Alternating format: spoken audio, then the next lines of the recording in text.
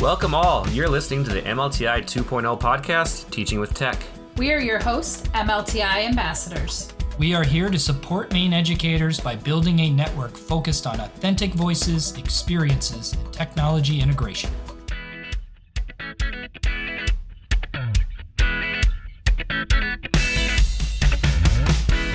Welcome back to Teaching with Tech. We hope you were able to join us for our January episodes covering gamification in the classroom. For this month of February, we will be releasing 2 more episodes discussing STEAM learning, where we will help define it, give a background to it, and provide examples later on about it. I am your host, MLTI Ambassador Rob Dominic, where before this role I was teaching middle school math in Brewer. I am also joined by fellow MLTI ambassadors Joshua Schmidt, who was most recently a middle school math teacher at China Middle School, and Nicole K-Rod, who was most recently a middle school science teacher at Mount Ararat Middle School. All right, so first, Nicole, if we're talking about STEAM learning here, you kind of just want to give your experience and background with STEAM learning and what you've come across with it? Absolutely. So I joined Mount Ararat Middle School about 6 or 7 years ago. It's hard to keep track. And it really, the team that I joined, we started with a lot of project-based learning and really looking at the process with STEAM and how we can incorporate all of the subjects into different projects. And so I feel like science, you naturally have, those STEAM elements that fit there, but then incorporating it throughout the curriculum, we just did some really cool things. So I've learned so much from doing things over time. How about you, Josh? What do you have for STEAM learning? So I actually started by working with a wonderful coworker in South Dakota named Beth Eichmann, who is awesome. Beth had some really cool project ideas in her science classroom and really just wanted to collaborate with the other teachers on her team. And I was super excited just for any opportunity to work together. And most of the projects, since we taught science and mathematics at the same time, ended up kind of fitting within kind of the STEM mindset. When I came to Maine, I had a wonderful team at China Middle School where I just kind of kept finding opportunities to work with more and more teachers. And when you're doing that kind of like cross-curricular team-based environment, you're usually going to end up in a STEAM-based situation most of the time. Awesome. Well, thank you for that. So as we get started talking about STEAM learning, and be able to dig in examples for everybody and hear about how to get started, all these great pieces, I think kind of the first piece to address is really what is STEAM learning? How is it defined? There's that term STEAM learning. There's the term STEM education. They're kind of overlapping, but are they completely interchangeable? Are they the same? What are the differences? You want to start with that, Josh? How do you see that as being the same or different? Yeah, I would say the best place to start is talking about STEM, which stands for science, technology, engineering, and mathematics. And many people, including myself when I first started, thought that the transition from STEM to STEAM was only adding the A, which I thought stood for art. So I was like, oh, the kids just have to draw something. The case is totally different, though, that the A in STEAM stands for the arts. So we're talking about humanities, language, dance, drama, visual arts, new media, music, all of those other subject areas. And so it becomes about using the skills within like a STEM-based environment, but then expanding it to other places and also thinking about how that mindset is going to change, over time. So what about you, Nicole? How do you look at kind of that difference from like STEM to STEAM? Well, and Josh, I think you bring up a good point because I think we have to be okay with the fact, like when I first started, like, okay, I'm doing STEM activities and now it's STEAM and I'm just going to add some art in. And thinking like, well, this is adding a poster or, putting the glitter on. And I think it's okay that we started there knowing that it's not that, it's a process. And so building on, if you're doing STEM in the classroom, awesome. Now how can you change it so it's more about the process, thinking about being creative and the design thinking that's in there so that it is more STEAM. And so if you started with STEM and you just added some art, how can it it evolve even more. Yeah, I think that's a great point there. I think you're kind of touching on how I view it, with STEAM being more of a purposeful integration of everything, right? And Josh, you kind of mentioned this too. You just throw some art out there and just have people color or something like that, and there you go, you've got it. But it's not completely that. I see it as really an opportunity to give students different access points for guiding their inquiry, their dialogue, and their critical thinking skills. It's really about the process of the STEAM piece there, that you're able to integrate everything together in a purposeful manner. Josh, yeah. Well, and I think I don't want to make it sound like adding art is a bad thing. It's just limiting for me in that sense. Actually, one of the teachers I enjoyed working with the most after coming to Maine was our art teacher, who had an amazing mindset. He would even tell his kids, though, that math was a dirty word in his classroom. And you would come in and the projects he was doing were some of the most exciting mathematical projects you could imagine. And just finding that way to like lower those walls between the classroom. And going from that transition to STEM versus STEAM, as a math teacher, it was relatively easy in comparison to partner with a science teacher. That was something we could do a lot. It worked out really, really well.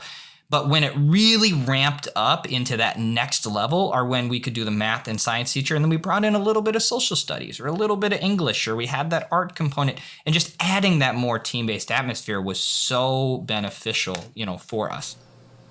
Yeah, I think when you do it too, you bring up a point of like where it naturally fits. So sometimes when we're just adding that art component, like it doesn't feel good because we are pushing it. But if you could naturally put something in, that's thinking about the process and thinking about STEAM. And I also really like the point too about this as being the arts. I feel like technology has opened up so many more possibilities for students to dabble in the arts. They can create in 3D worlds. They can graphic designs on the computer. It's not just that the normal art you might think of painting on a canvas or something like that, right? The spectrum that they have to work with is so much broader now. So I think it's really important to have the fact that it's the arts that are included in all of this. I know for me, kind of one way I like to be able to blend everything together and kind of a quick hitter to be able to incorporate STEAM is with like the 3D printing resources. You have the design element to it. You have the physical 3D printing. You might be able to have iterations to your design and that physical piece of creating. And when I think of that, I think of how the design thinking process can kind of blend into this STEAM learning here. So you want to kind of touch on that piece of it? Like, how do you guys see the design thinking process, the computational thinking, all of those other critical thinking skills? How does that blend into here? What do you got, Josh? When I start with any project, for me, selfishly, I just want to work with other teachers as much as possible, especially if you have those teachers on your team that you really respect and value. Just finding ways to work together is beneficial for me as well as for those students at the same time. So that's where I like to start, is how can I find a way to be a little bit more cross-curricular? And when you do that process, the critical thinking in the design of the project for the teachers becomes critical thinking in the design of the project for the students. I love your example, though, Rob, about the 3D printing component, because sometimes it's not possible to pair with other teachers, whether that be a schedule conflict or there's a curriculum issue or something. And so finding ways to bring in those STEAM components into your own environment, it doesn't have to be huge, though. That if you're able to do just a little bit of design, maybe in Tinkercad, and then you're printing something out at the end, that's a really big deal. Like taking that baby step forward, and then next year taking another baby step forward, and all of a sudden you'll look back, on your career and be like, wow, it's amazing how I got here from where I started. So that's for me a big thing I talk to teachers about, is you don't have to jump all the way in right away. Starting small is just fine. Again, like I said before, it's got to be those natural entry points, because if not, it feels funny. It doesn't feel good. As far as the critical thinking for me, it's all about giving those students choice and voice, and teaching them how to do the process. And then you have so much success through that. You can really do anything. I think along with that, like giving that students that voice and choice, thinking about how you can improve your projects over time. Like that's where the design thinking and the critical problem solving is really valuable. It's not about getting the answer. It's about improving your product over time. Yeah, I totally agree there. The process becomes the focus of it. And selfishly, as a math teacher, a math background, I love that piece of it because I think that's what's going to help students not get so discouraged with math education as well. I think that mindset could spill over into the math classroom where it's not really about the answer only. It's the process, how you understanding the work, how are you bouncing back for something that's not correct. And I think that could blend naturally into that design thinking process, right? You're iterating, you're testing, you're prototyping, whatever it may be. Awesome. So you bring up some great points here about what it is, what it looks like, some examples. I think it'd be a great time now to kind of hear from an interview in the field about how they got started and what they do with their STEAM learning and education. So one of our MLTI ambassadors, Tracy Williamson, has an interview here that she conducted from the field.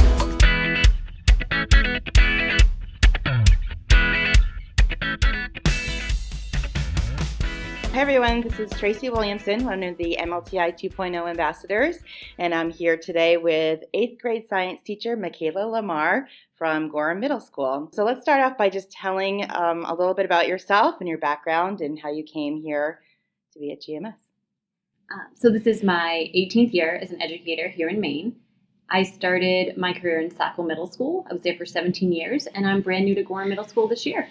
Originally from Rhode Island, came up to University of Maine at Farmington as a science major, thinking I would enter a science field. Started taking some education courses and really fell in love with it. Nice. So left UMF as a science education major. How would you describe STEAM to someone who might be new to the concept? I think for me, it's all about providing opportunities for students to be explorers. It's very much allowing them to create unique content in order to demonstrate an understanding of content standards, and also really just focusing on helping students grow those skills, where even if they don't remember the content of my class years down the road, hopefully they've developed skills that can help them throughout their life, and no matter what path they choose. What are some of the benefits that you see in integrating STEAM into your content area? I think one of the biggest benefits that I've seen, especially in the last few years, has been being able to connect SEL to STEAM. I think SEL is a big part of STEAM naturally. In most STEAM challenges, you're going to focus on things like self-awareness, self-management, social awareness, social relationships. So I feel as though STEAM is a great way to not only help our students grow their engineering and scientific skills, but also those life skills that are really important. And also that SEL piece where we know a lot of students are struggling right now, it's a great way to help them grow as people and not just as engineers or scientists. STEAM and SEL just mesh beautifully together. I've done labs where they actually are answering SEL questions along with the science questions. They've done personality inventories and said, how is this going to impact how I interact with others during a lab? What can I do preemptively to make sure my lab work goes well? And then they have to reflect on that at the end. So it's really easy to slide in the SEL with STEAM. And I think it's definitely something that's beneficial to our students right now. So what are some of the things that you do in your class? What are some of the activities that you do related to STEAM? So some of my favorite ones that I've been completing lately have been, how do I better integrate the arts into my science classroom? I think there's, for many years, been a focus on STEAM and how do you bring in the engineering and the math? But I feel like art is a very important component to that. So something I like to bring into my classroom is how can we use the skills that they're learning in their art class and have students demonstrate an understanding through more like graphic media, I would say, which then does translate nicely into that idea of how do I create a model in science. Yeah. I think for science, students being able to use art as a medium, it makes science more accessible.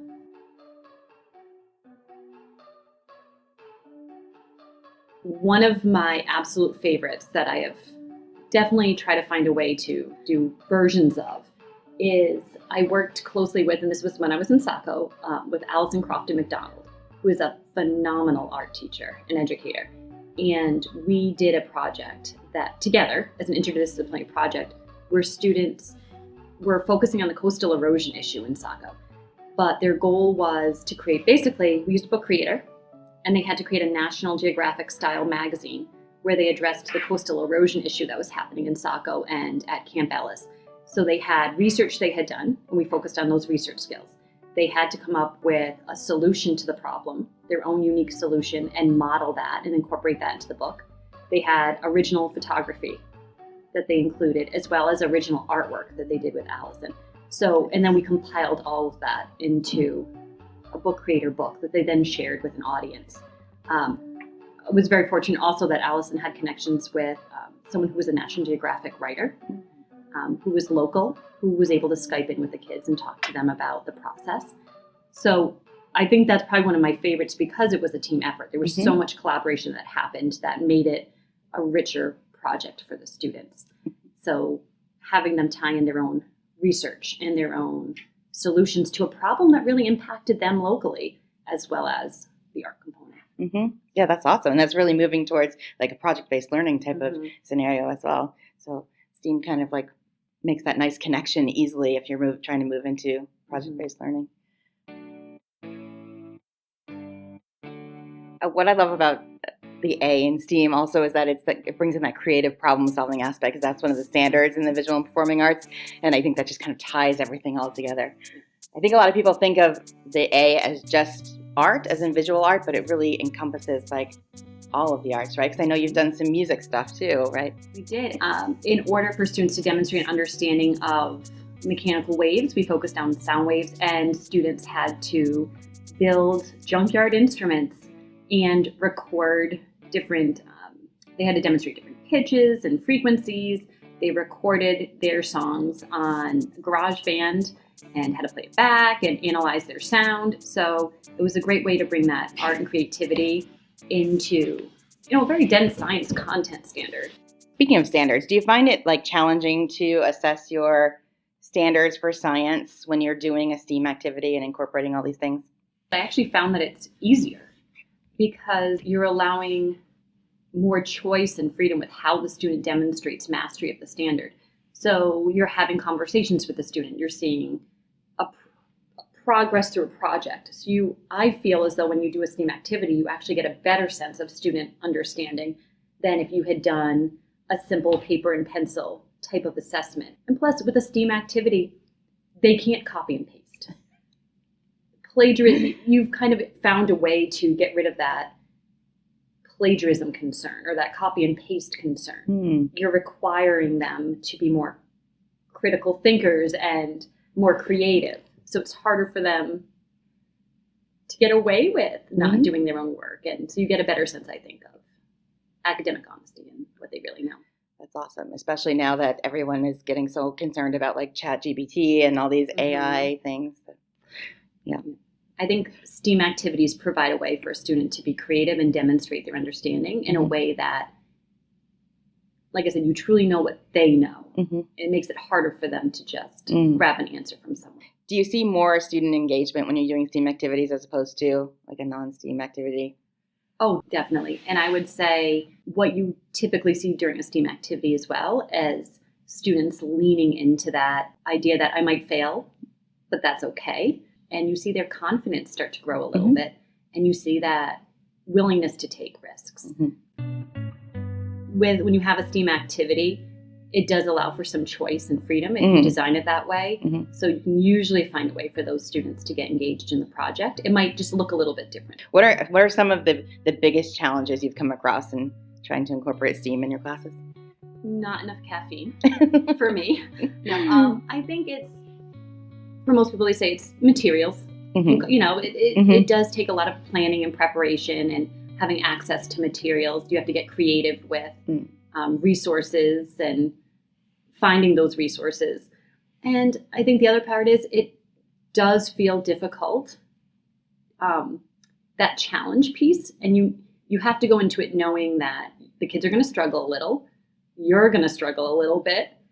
So that idea of leaning into the struggle and saying, it's okay that we're struggling, we're going to grow and learn from this.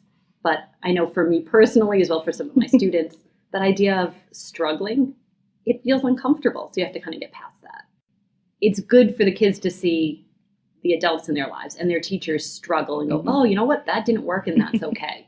It's a good skill for them to see and to model for our kids.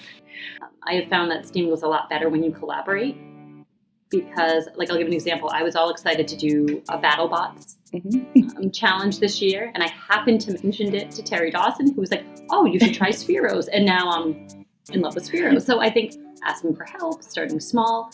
There's great resources out there like teachengineering.org that has what they call sprinkles or STEM sprinkles. So you can try like little activities that are low cost, but definitely high engagement and high impact. Oh, nice. That's really cool. I've never heard of that before. Awesome. Yeah, so every time I see something come across like social media or email, like something you've done in the classroom, I'm always so excited. I can't wait to hear about that. I want to go in and see that. Thank you so much for being here again. This is Michaela Lamarre from Gorham Middle School. It's been great chatting. Oh, thank you. It's been great chatting with you.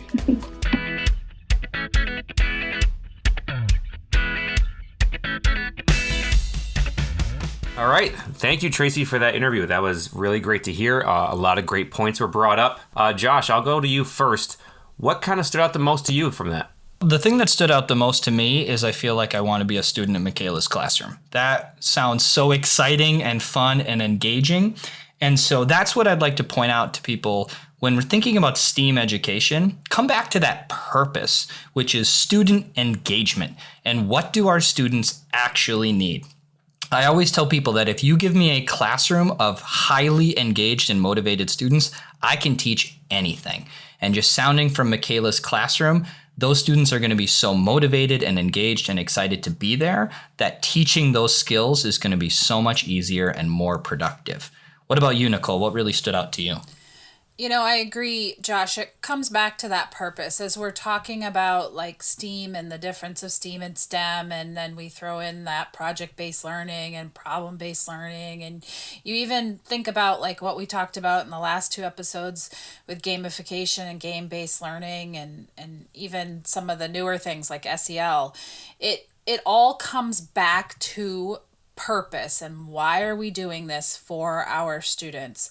And I always said if my students are able to work in groups and think about science, because that's what I taught before doing this for 2 years, then I've done my job. And so that's my purpose, is to engage them in that work. And I think if we always bring it back to purpose, those kind of intersections and blurry lines don't matter as much. What do you think, Rob?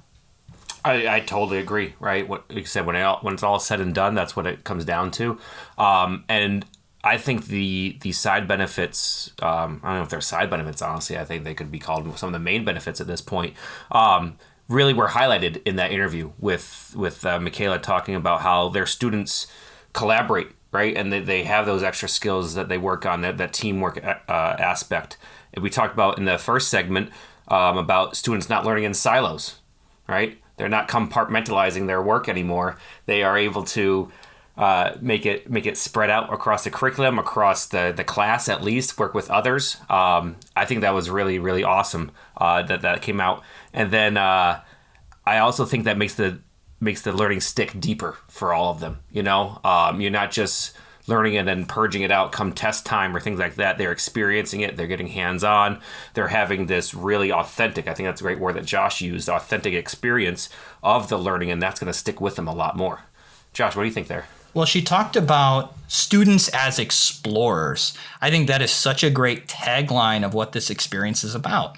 Because I think about one of the skills that I did a lot was scale factor. That shows up in tons of STEAM-based activities, and it's a huge skill in my middle school content. I can show the kids what scale factor means. I can show them strategies and formulas. But as soon as we're building a prosthetic hand that needs to be smaller to fit on a child who's lost a limb, that's going to be really meaningful for those students. And all of a sudden that learning is going to last so much longer. And so if we can create environments where our students are exploring the learning and finding the answers themselves authentically, we just know that that retention is going to be even better. So very true. Yeah, absolutely. Well, and I think too is like trusting and allowing that to happen sometimes is one of the hardest things. Is it, I know sometimes looking in, it might seem like chaos and craziness, but the moment that we're able to kind of let go of some of those restraints and let our kids be explorers, that's when the magic happens. And they even find out things that we might not have even intentionally put in there because they are exploring and they're naturally curious. Well, and just think about, she had mentioned like growth mindset, social relationships, social awareness. All of our students need practice with these skills. They're incredibly vital and valuable. But if you start a lesson being like, today we're going to talk about social relationships, the kid's reaction to that is going to be wildly different than we're going to be doing this really fun robotics activity, but we're going to put you in groups with various roles and you need to be able to work together to solve that problem. It's just, once again, that learning is really deep and authentic and meaningful. I think that's a great point there too, because again, there's some sort of students being desensitized to those explicit teaching of those things. You're totally right. When it's more of an organic experience, it really hits home with them, and then you can talk about it afterwards. You can still have that reflection time about teamwork or group work, whatever it may be. But this helps really build it up naturally, which I think is huge. You're totally right. So as Nicole, you touched on just a second ago, and it kind of brought it up to my mind here. There are certainly obstacles. There's certainly things that need to be overcome. So as we kind of wrap up this episode here, what's kind of one piece of advice that we might leave the listeners with if they're going to start kind of looking into STEAM learning? For me, I think it's going to be similar to what I said in some of the last episodes. You've got to make this your own, right?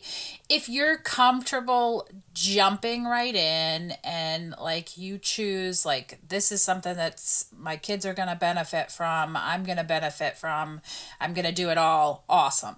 If that's not your comfort level, then just start small. And I think Michaela said it on the interview as well. Just start small. Start with something that you can handle so that you can build on it. With that idea, I think looking at one thing at a time. I know that STEAM has 5 letters and 5 main components to it. You don't have to do all of it simultaneously or immediately.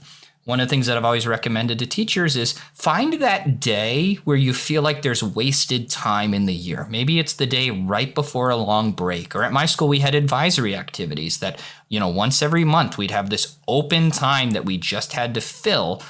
Put your first STEAM activity into that time, because now it's all about engagement. It's all about that teamwork. And then you can build from that success and you can adjust to that failure without feeling like it's directly attached to that vital content that you needed to teach. But as you get better, all of a sudden you're going to be building that content in naturally. So really starting with that one thing at a time, find that day when you don't feel like you're as productive and build the activity there. What about you, Rob? I think those are excellent points. Again, it makes me think about a teacher that may have been doing this for years and have kind of fine-tuned things and iterated it over time. And you walk into their class and you're like, oh, wow, this is amazing. I could never do this. But I'm totally right. You start small and you work on it. And, when you step into that teacher's room, you don't see the iterations and the years potentially of work that they've done to create that culture. You just see the end result and you're like, oh, you're kind of blown away by it. And I guarantee you somewhere along the way that teacher that's been able to do that well has had to hit a wall at some point and kind of decide, all right, are we just going to plow through this or are we going to give into it? And I think that's one thing to keep in mind. And it kind of goes for a lot of projects or a lot of lessons for that matter. When you're trying to create that culture in your classroom and that process, that critical thinking, odds are, there's going to be a wall that you hit where it seems exciting at first and then students kind of drag. And you have to kind of just stay with it. You got to bust through that wall. You got to keep that routine going, and it will come out on the other side. And that's what you see from the teachers who maybe done this for a long time, right? And they've been able to stay with it and create it. All right. So, we hoped you enjoyed our conversation detailing STEAM learning and looking at ways to get started. Join us next week, where we will explore further into the project ideas and resources, where you will hear about some ways to build in STEAM concepts into lessons. Thank you to our fellow ambassador, Tracy Williamson, for the interview with Michaela Lamarre, who, it is worth noting, was the 2016 Milken Award winner and a finalist for the Presidential Award in 2019. I would like to thank once again fellow ambassadors Joshua Schmidt and Nicole for joining this conversation. As always, this podcast was produced by the MLTI 2.0 team, which is part of the Maine Department of Education, and the theme music for this episode was created through Soundtrap. If you would like to contact us or be willing to share your own experiences on our podcast, please email us at doe-mlti2.0@maine.gov. Before we go, I do need to brag about my dog. Been trying to teach him some math lately. I think he might be a genius. I asked him the other day what 2 minus 2 was. He said nothing. Class dismissed.